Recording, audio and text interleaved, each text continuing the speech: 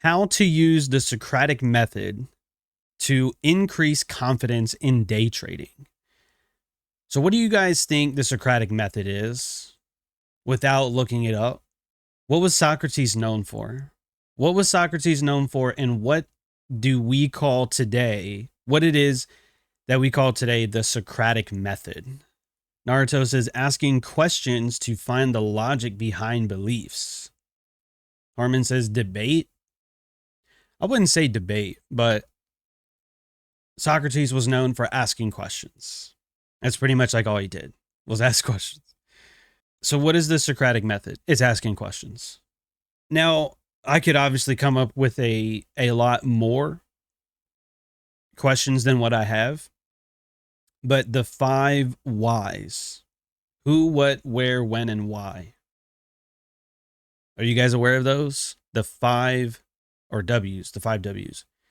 Who, what, where, when, and why. So the first one, who, when I look at day trades, right? Because we're talking about day trading here. Swing trading, I guess, would work too, but specifically in day trading, who is in open profit? Who is in open profit? If we were to look at our current chart example from this morning when we traded massively lower and then we continued a few more times lower until right around 10:15. So when we see a move like that, who is in open profit? That would be shorts. Shorts would be in open profit. Anybody that's shorted up here and they're holding that position lower, they're in unrealized gains, unrealized profits. They're in a position, they just haven't realized it yet. They haven't closed the position. So when I look for a day trade, and more specifically a reversal, that's what I have to ask myself. Where, who is in open profit? And currently that would be shorts. So the next question would be where? Where what? Where is the liquidity? Where are there stops? Because remember, when we talk about who's in open profit after a run lower, shorts are in profit. So where is their liquidity? It's going to be at the high of the day or maybe slightly lower.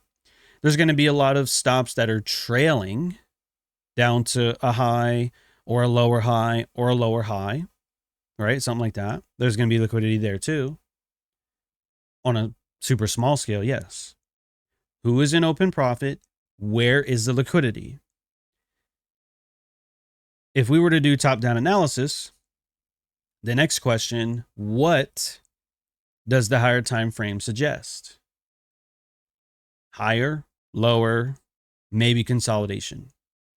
After a couple large ranges, maybe we get a small range. After a couple of small ranges, maybe we get a large range. What does the higher time frame suggest?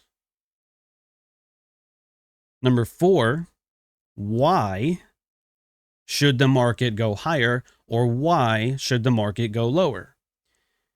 When, let me pull this up again, okay? Because this will be a little bit easier to explain. Who is in open profit at the time of the screenshot? Shorts. Where is the liquidity? You got some highs here. You do have a distinctive high here. Based on a little bit of a larger perspective, you have a distinctive high up here and that consolidation. Okay? Where is the liquidity? There it is. What does the higher time frame suggest? I didn't even look at the higher time frames today, to be honest with you, so I can't really answer that. Why should the market go higher or lower?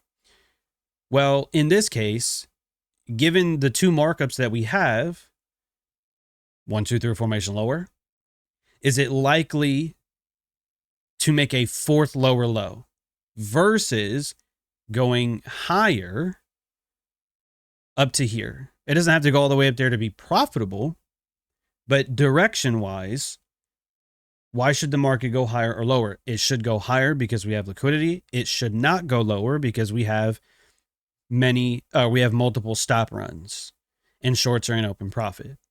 We're getting a little bit sophisticated. You like that? Sophistication. You got to learn some shit. You got to learn some shit. Stop working hard. Start working smart. Right? Who is an open profit? Where is the liquidity? What does the higher time frame suggest? Why should the market go higher or lower or consolidate? This one, the last two don't start with a W. I just threw them in here because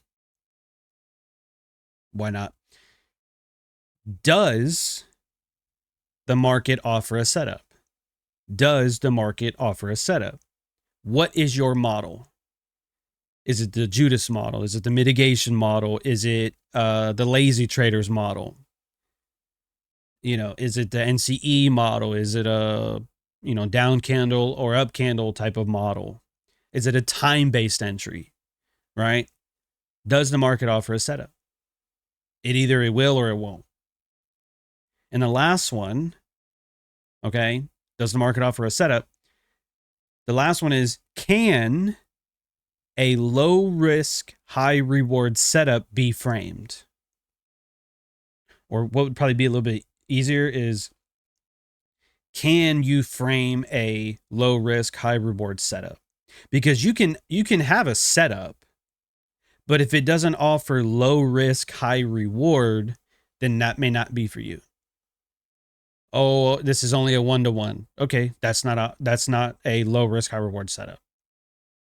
1-to-2, maybe. 1-to-3, anything greater than a 1-to-3, that's a low risk, high reward setup.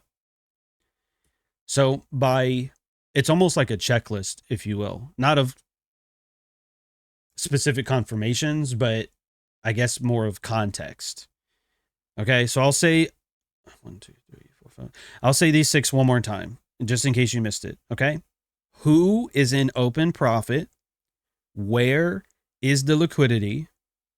What does the higher time frame suggest? Why should the market go higher or lower? Does the market offer a setup? And can you frame a low risk, high reward setup? If you wanted to add, like, is it the right time to trade? That could probably be something. If it's outside the scope of ideal time windows, like if you like pre-market, go for it.